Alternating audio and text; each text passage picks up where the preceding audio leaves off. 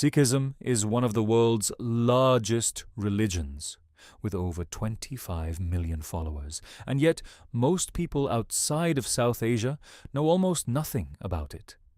Some people think Sikhs are Muslims. Others think the turban is just a fashion choice. And almost everyone has questions about the sword. What is Sikhism actually? Why do Sikhs carry daggers? Is there a Sikh heaven? And who are these 10 guys everyone keeps talking about? Well, let's find out. Sikhism was born in a region called Punjab, which today sits split between northwestern India and eastern Pakistan. Punjab literally means land of 5 rivers. And if you know anything about rivers and civilizations, you already know this was a very important place.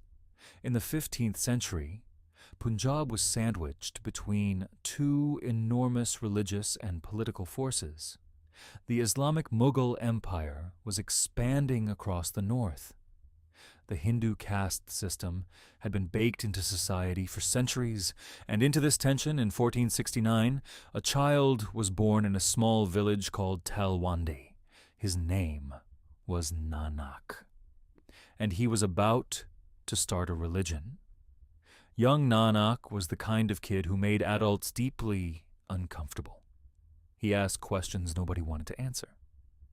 Why does God care what clothes you wear? Why does your caste determine your worth? Why are Hindus and Muslims fighting over who has the right God, when they both claim God is everywhere? His family tried putting him to work. He kept giving food to hungry strangers instead of selling it. They tried marrying him off. He spent his wedding night meditating. Nanak was not a man easily redirected. Then one morning, around the age of 30, Nanak went to the river to bathe and didn't come back for 3 days. When he returned, he said simply, "There is no Hindu, there is no Muslim." And then he started walking. For the next 24 years, according to Sikh tradition, Guru Nanak walked thousands of miles across South Asia and beyond, preaching one message: there is one God. God has no religion, and every human being is equal in God's eyes. The people who followed this message became known as Sikhs. The word Sikh comes from the Sanskrit word for disciple or learner, which is honestly a very on-brand origin for a religion whose holy book doubles as its living leader. But we'll get to that. Before we get into the beliefs, we need to talk about the 10 gurus, because Sikhism cannot be understood without them. Think of them less like a list of leaders and more like 10 chapters of one long story. Guru Nanak was the first. He established the foundation. He was followed by 9 more gurus over the next 2 centuries, each building on what came before. Let's run through them. Guru Nanak, the founder, established the core message of one God, equality and service. Guru Angad developed the Gurmukhi script so that Sikh teachings could be written down in a language ordinary people could read, not Sanskrit, which only priests could read, not Persian, which only the elite used. Something new and accessible to everyone. Guru Amar Das took a hammer to the caste system. He refused to meet anyone who hadn't first eaten in the langar, the community kitchen, where everyone sits together on the floor as equals. He also advocated for the rights of women, opposing practices like Purda and Sati. Guru Ram Das founded the city of Amritsar, which would become the spiritual heart of Sikhism. He also wrote the Lavan, the 4 verses used in Sikh wedding ceremonies to this day. Guru Arjan compiled all the teachings of the previous gurus and the writings of Hindu and Muslim saints into one scripture, the Adi Granth. He also built the Harmandir Sahib, the golden temple of Amritsar, which has 4 doors, one facing each direction, symbolizing that people of all backgrounds are welcome. The Mughal emperor didn't love any of this. Guru Arjan was arrested and executed in 1606, becoming the first Sikh martyr. Guru Hargobind responded to his father's execution by strapping on 2 swords, one for spiritual authority, one for temporal power. He built the Akal Takht, the throne of the timeless, directly across from the Golden Temple. The message was clear. Sikhs would be saints and soldiers. Guru Har Rai focused on healing and medicine. He maintained a large army but never started a battle. His era was defined by compassion in action. Guru Har Krishan became guru at the age of 5. He died of smallpox at 8, having spent his final days tending to plague victims in Delhi. He was 8 years old. Let that sink in. Guru Tegh Bahadur was executed by the Mughal Emperor Aurangzeb for refusing to convert to Islam. Remarkably, he wasn't protecting Sikhs. He was defending the right of Kashmiri Hindus to practice their own faith. He died for someone else's religious freedom. Guru Gobind Singh, the 10th and final human guru. He formalized the Khalsa, the community of initiated Sikhs, gave them the 5 Ks, and before he died, declared that there would be no 11th human guru. The Guru Granth Sahib, the scripture, would be the eternal living guru. From that point forward, the book was not just a text, it was the guru. So those are the 10 gurus. Now let's get into what Sikhs actually believe. There are 5 core beliefs that form the foundation of Sikh theology. 1. Ek Onkar. There is one God. This is the opening of the Guru Granth Sahib. God is formless, timeless, and without gender. God is not a being sitting somewhere judging you. God is the force present in all of creation. In Sikhism, God is often referred to as Waheguru, meaning wondrous teacher. You don't see God by building the biggest temple. You experience God through meditation, service, and living honestly. 2. Naam Japna. Meditating on the name of God. Sikhs are called to remember God throughout their daily lives, not just during prayer. Repeating Waheguru. Listening to sacred hymns called Shabads. Keeping God present in the mind.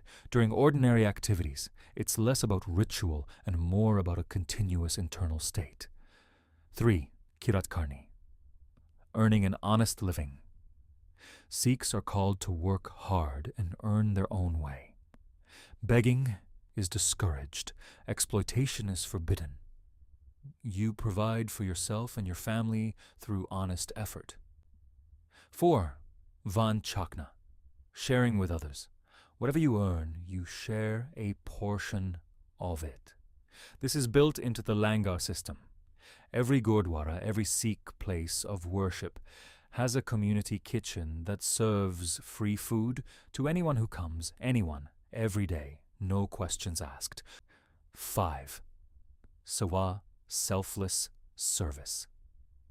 This is perhaps the most visible Sikh value in the world. When floods hit a city, Sikhs show up with food. When a disaster strikes, the Khalsa aid organization is usually one of the first on the ground. Seva is not charity in the sense of looking down and giving. It is service as a spiritual practice. You serve others because all humans contain the same divine light. Now let's talk about the Guru Granth Sahib, because this is unlike any other scripture in the world. Most holy books are texts written by or about religious figures. The Guru Granth Sahib is the Guru. It is treated as a living presence. In every Gurdwara, it is placed on a throne, covered with a canopy, fanned with a whisk called a chowri, and read continuously. When it is moved, it leads processions. When a Gurdwara closes for the night, the scripture is ceremonially put to rest. If you visit a Gurdwara, you bow before the Guru Granth Sahib, not as idol worship, but as an act of respect to the living wisdom of all 10 gurus. It is 1,430 pages long. and written in 31 classical ragas, musical scales, because it is meant to be sung, not just read. Now let's get to the part everyone wants to know about. The 5 Ks.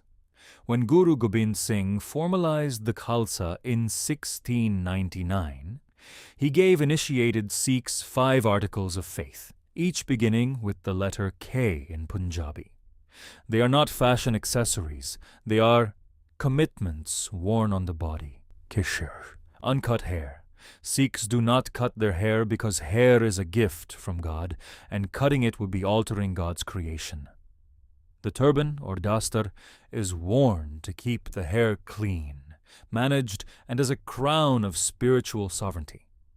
A small wooden comb worn in the hair. It represents cleanliness and order.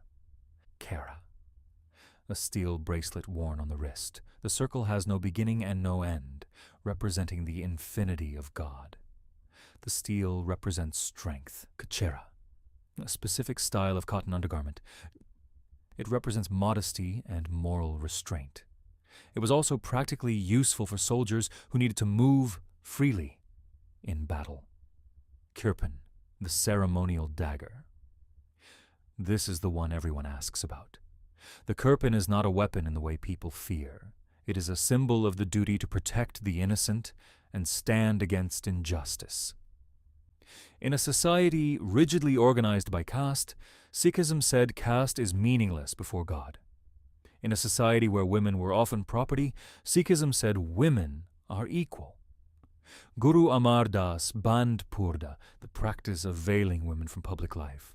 Guru Gobind Singh gave women in the Khalsa the name Kaur, meaning princess, so that no woman would ever have to take her identity from her husband's caste name. The langar was designed so that a king and a sweeper would sit on the same floor and eat the same food before anyone could have an audience with the guru. Today, there are approximately 25 to 30 million Sikhs in the world. Wherever Sikhs have gone, the Gurdwara and the Langar have followed. One God, 10 gurus, a living scripture, 5 symbols worn on the body, a kitchen that never closes, and a 500-year-old argument that every human being, regardless of caste, religion, or gender, carries the same divine light. It isn't even close to covering everything, but I hope it gave you a window into the worldview of 25 million people and why it matters. You can find all the sources in the description. If you like this video, please subscribe. Thanks a lot for watching.